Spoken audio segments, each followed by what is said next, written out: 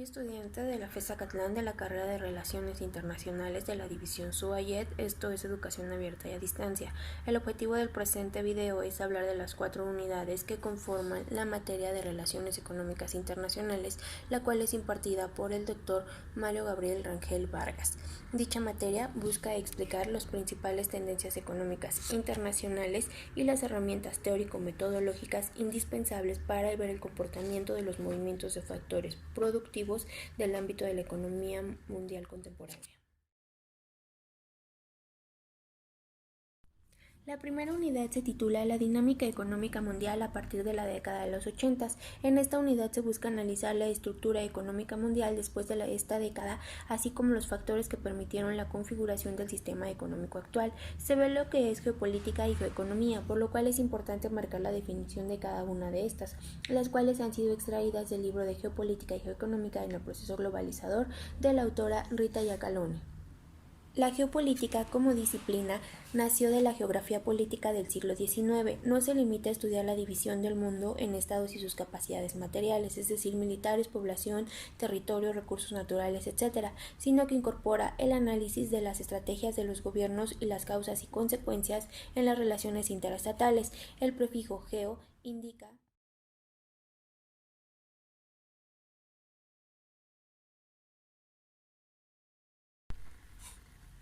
La segunda unidad tiene por nombre Tendencias económicas mundiales, globalización y liberación económica.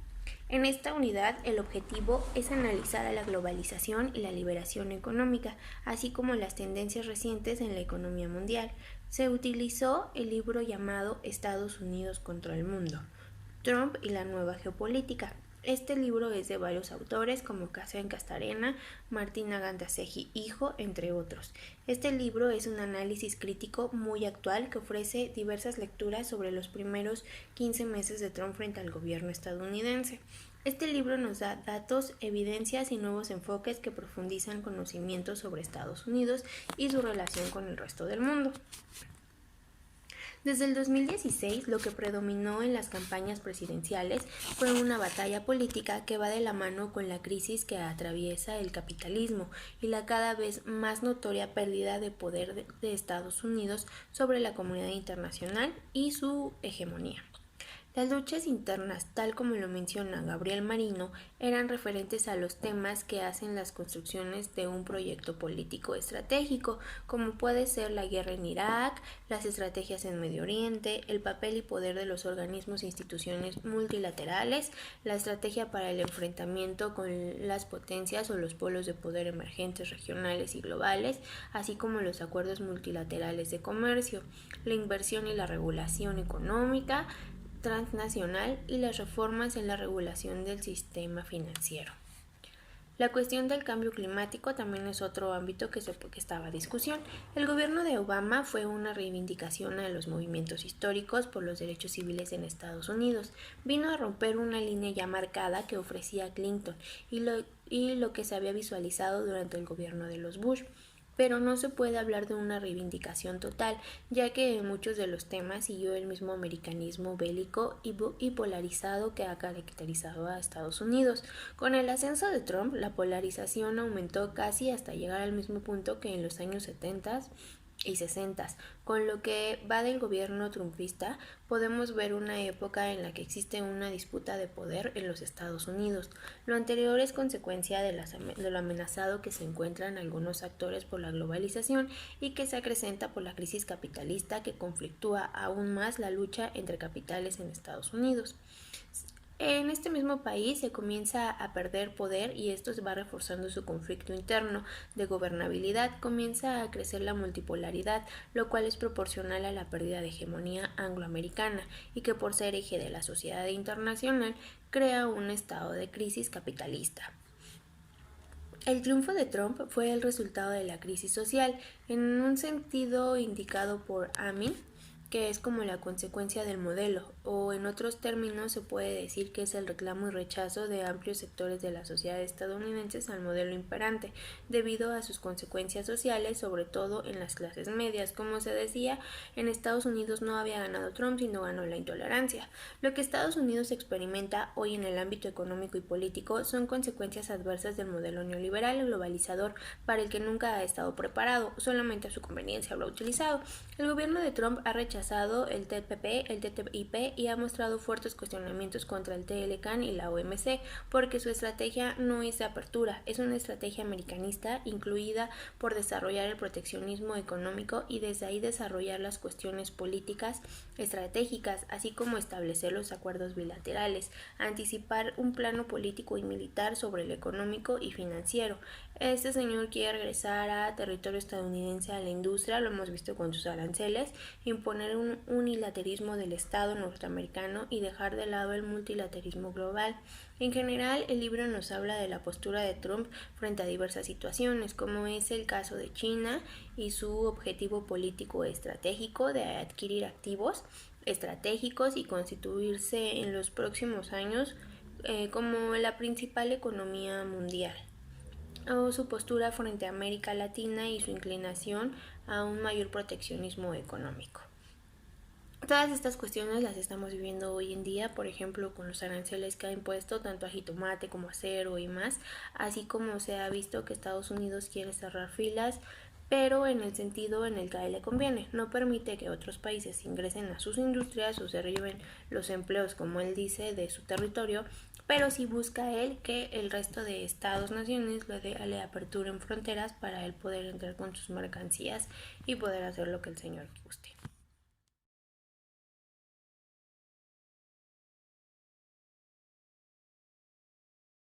En la unidad 3, la cual es nombrada Postura de los agentes económicos a nivel internacional, el objetivo es describir a los agentes económicos del comercio internacional, así como sus características, posturas e importancia al interior del sistema internacional.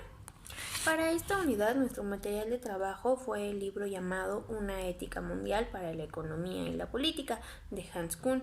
Este libro nos habla de lo que es la ética mundial, por la cual entendemos que es una actitud ética global que no es una nueva ideología o una infraestructura y no intenta hacer superflua la ética específica de las diversas religiones y filosofías.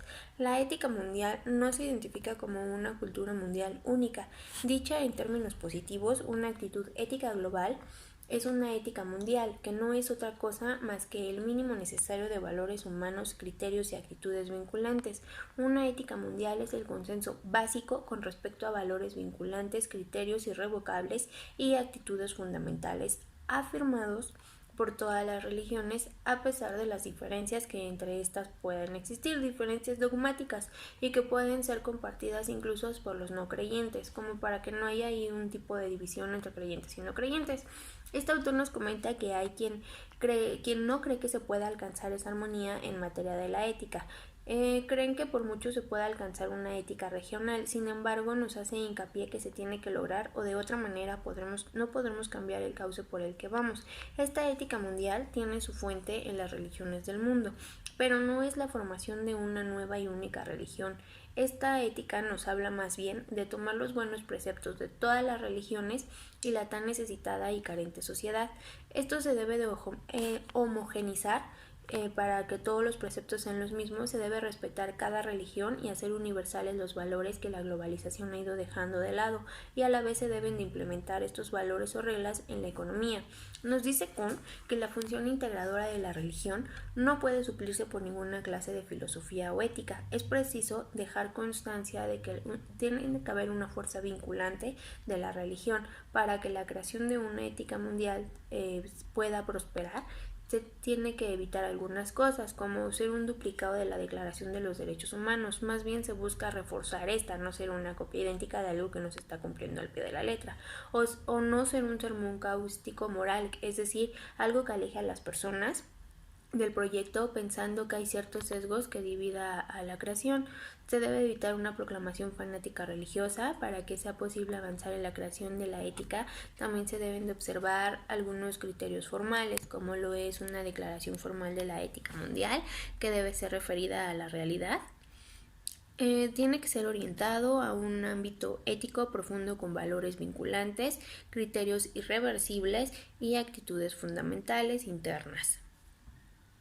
Debe de ser, por otro lado, también comprensible para todos, no debe de ser algo que excluya a los unos o a los otros y debe ser capaz de concitar un consenso. No se busca que una ética sustituya a la religión o viceversa, sino que se complementen una con la otra. Este libro también nos habla de lo que es la globalización. El autor la considera que esta tiene un aspecto tanto negativo como uno positivo y que no podemos encasillarla en uno solo de estos. La globalización también dice que no es algo reversible, pero que si es algo con lo que ya contamos, lo ideal es usarla en beneficio de las sociedades. La globalización, nos comenta, ha generado un aumento en el intercambio comercial y las naciones, para hacer las que mejores privilegios disfruten, han implementado una acérrima competencia entre ellas, que han llevado a una situación en la que sobrepasan los valores y lo justo de las situaciones, además de aumentar las desigualdades, tanto sociales como económicas, etc. En general, el libro nos habla de una primicia de la ética frente a la economía y la política. Nos dice que por muy fundamentales que sean, la economía y la política son dimensiones de un mundo vital del ser humano que abarcan todas las demás cosas y que por el bien de la humanidad el hombre debe estar sometido a estas normas éticas humanitarias que forman un contexto social.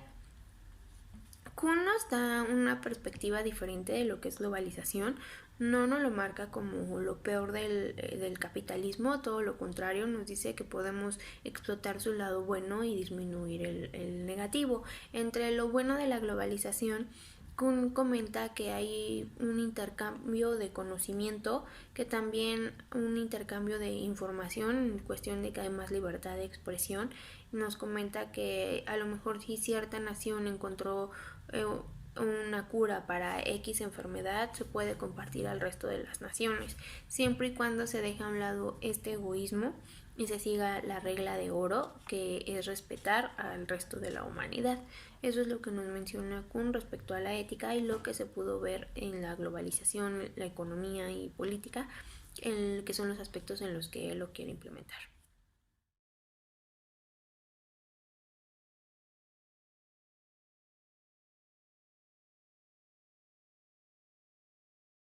La unidad 4 tiene como nombre Perspectiva de las Relaciones Económicas Internacionales en el siglo XXI.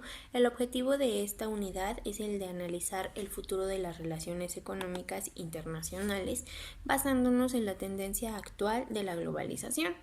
En dicha unidad trabajamos con un informe sobre el comercio mundial 2018. Este informe es una publicación anual que tiene por finalidad facilitar una mayor comprensión de las tendencias del comercio, las cuestiones de política comercial y el sistema multilateral del comercio. Este informe se basó más en la tecnología y nos dice que esta es solo un factor determinante de los costos del comercio. Bueno, más bien que no es solamente un factor determinante, sino que también define qué productos se pueden comercializar a través de las fronteras e influye en las tendencias de la ventaja comparativa. Se examinan 4 tipos de tecnologías que afectarán de manera importante el comercio en los próximos años, o si no es que ya lo están afectando. Estas tecnologías son el Internet de las cosas, la inteligencia artificial, impresión en 3D y las cadenas de bloques. Los efectos de estas tecnologías digitales se analizan tanto de una perspectiva cualitativa como desde una cuantitativa. Se nos dice que uno de los efectos más significativos de las tecnologías digitales es el grado que reducen los diversos costos comerciales, como los costos de transporte y logística, el costo de cruzar las fronteras, los costos de la información y transacción, así como los costos de pagos transfronterizos o incluso los costos de producción también. Los costos de transporte y logística representan en un conjunto más de la mitad de la variación de los costos del comercio en los sectores de la agricultura y las manufacturas y más del 40% de esa variación en el sector de los servicios. Es variable de acuerdo a si es servicio o es un producto. Por lo tanto, es probable que la utilización de estas tecnologías tengan los mayores y mejores efectos en los costos generales del comercio. Por ejemplo, se ven 4 formas en que las tecnologías digitales inciden en la composición del comercio. En primer lugar, tenemos a las tecnologías digitales que aumentan el componente de servicios del comercio. En segundo lugar, tenemos a las tecnologías digitales que fomentan el comercio de determinado tipo de bienes y reducen el comercio de productos digitalizables. En tercer lugar, tenemos a las tecnologías digitales que afectan a la complejidad y duración de las cadenas de valor mundial. Y en el último lugar, o sea, el cuarto, tenemos a las tecnologías digitales que modifican las tendencias de la ventaja comparativa, ya sea que acentúan la importancia de factores como la calidad de la infraestructura digital y el tamaño del mercado. Por último, el informe, o más bien a modo de conclusión, nos dice el informe que la forma de hacer negocios va a cambiar drásticamente en los próximos años y es probable que plantee nuevos retos al sistema del comercio que conocemos hoy en día. Bueno, en cuanto a esta situación, creo que es algo que ya se ha visto, no es algo nuevo el tipo de cambios en el comercio. Más bien, este tipo de tecnologías ya se están desarrollando, solo que no han sido tan comercializadas, han sido explotadas ya sea por las altas esferas o a nivel gubernamental. Pero bueno, veremos en los siguientes años qué es lo que nos depara esta tecnología. Solamente esperemos que se utilice con los mejores fines, como dice Kuhn, que utilicemos la tecnología y la globalización para un bien común y no tanto como para pisarnos los unos a los otros solo con la justificación de una competencia. Bueno, pues este ha sido el resumen de todo lo que se conformó a nuestra materia. Espero les haya agradado y quiero agradecer en especial al doctor Rangel por la orientación académica a lo largo de todo el semestre, así como por las recomendaciones de material. Traté de resumirlo lo más posible porque fueron varios libros los que el doctor nos encargó por leer y si pueden dense la oportunidad de leerlos, anexo las fuentes al final del video. Muchas gracias doctor Rangel una vez más por la capacitación académica que nosotros en toda la carrera ha implementado. Gracias.